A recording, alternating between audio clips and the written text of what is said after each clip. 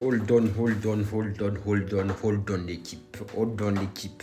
Aujourd'hui, Casemiro a annoncé comme quoi il quittait le club en fin de saison.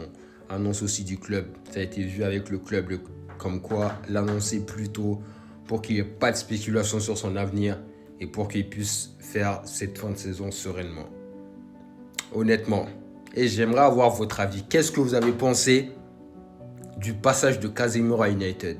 Parce que moi, mon avis, première saison type, première saison de haut niveau, il n'y a rien à dire, impactant partout, décisif quand il le fallait.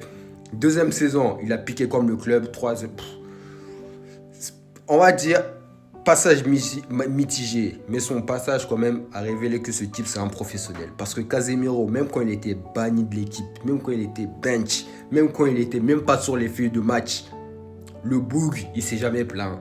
Toujours professionnel, il s'est toujours donné. Non, vraiment, Casemiro, tout ce que l'argent que tu as pris à United, vraiment, c'est l'argent que tu as mérité parce que tout ce que tu as accompli au Real, ça se paye. Tous les titres que tu as remportés, ça se paye.